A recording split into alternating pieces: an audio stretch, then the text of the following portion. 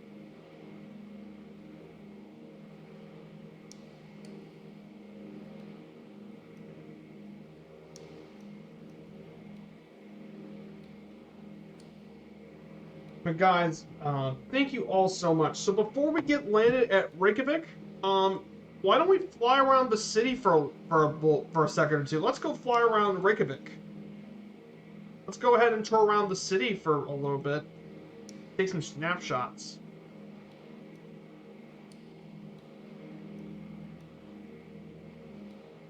How's that sound?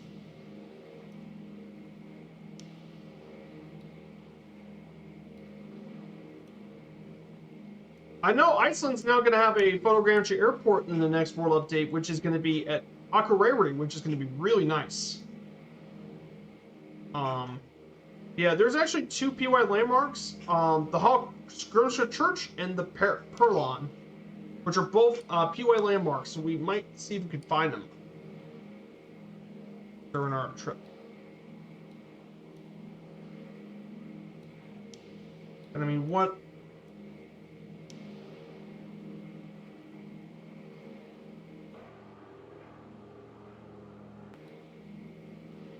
Yeah, this country's beautiful.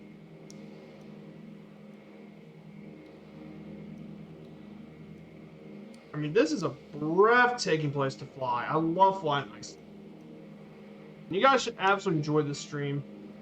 Oh yeah, and by the way, I did put a Discord link in the chat if you guys are interested. I have a Discord account, so make sure you guys...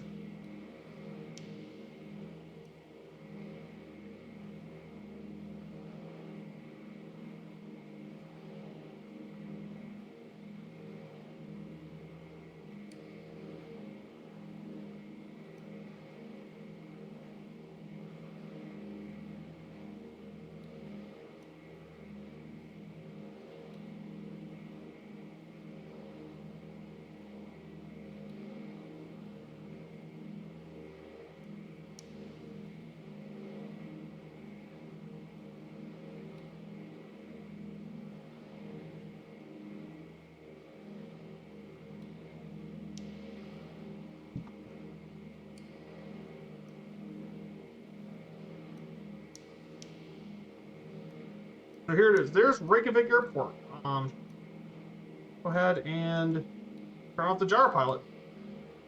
Let's see if we can find these areas. Beautiful Reykjavik Airport.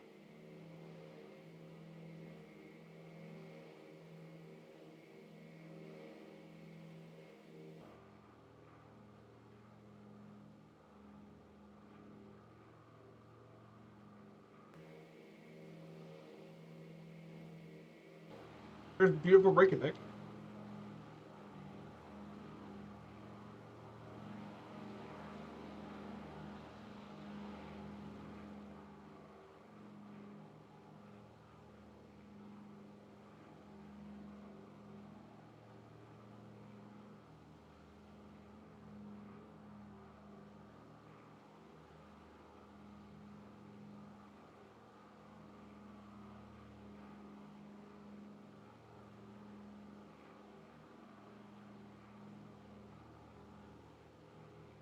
Oh, beautiful picture. Yeah, this is definitely... Okay.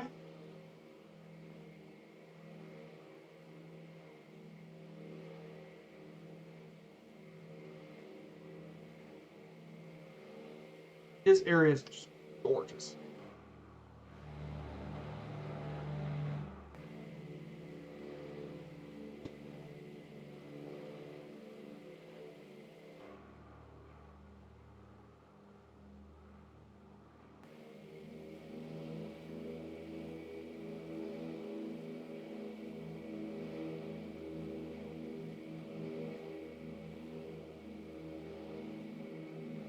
Okay.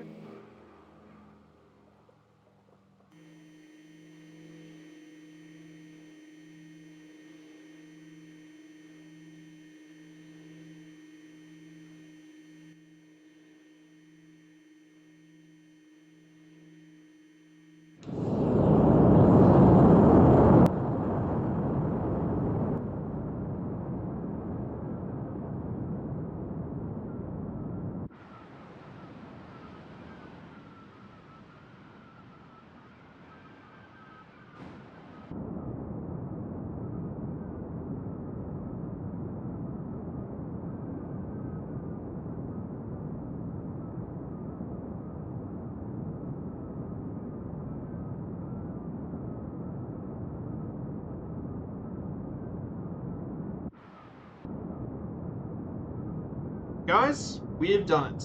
We made our way to Reykjavik.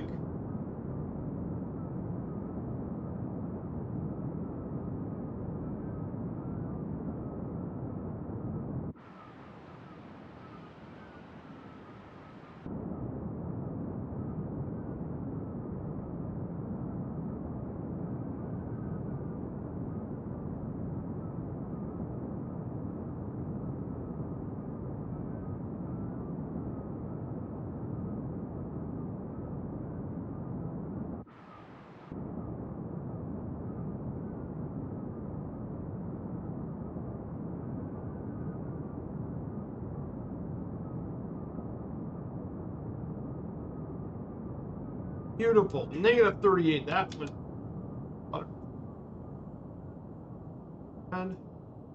And boom. Beautiful.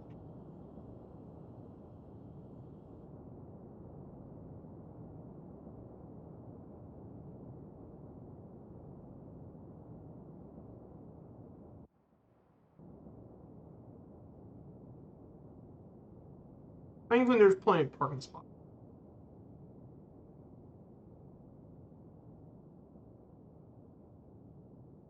Okay, now to unlock the tier. Go ahead and get this. Yeah, beautiful scenery here today. I mean, Iceland's beautiful.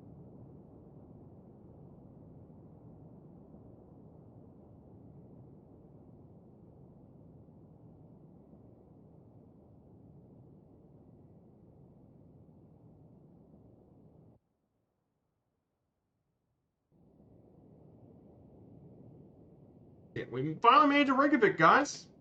Beautiful landing here today. I mean, Doctor could have not asked for a better landing.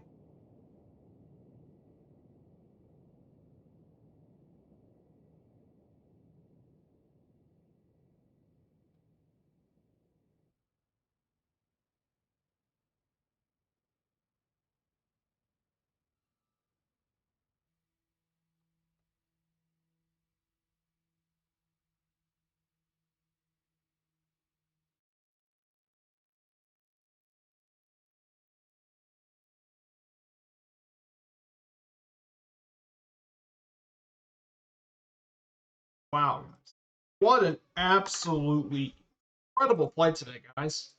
We finally make it to Reykjavik. Guys, thank you all so much for joining along me in this stream today. What an absolutely incredible flight. You guys have been amazing. So thank you guys so much for joining along.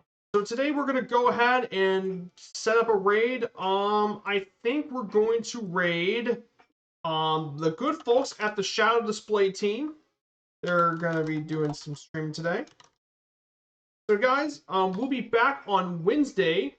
We're gonna be doing some 737 flying across LA, Lake Tahoe, and Portland. So see you guys then. I take care, everyone, and have a fantastic rest of your weekend. Have fun and have a great day. Take care, everyone. Bye.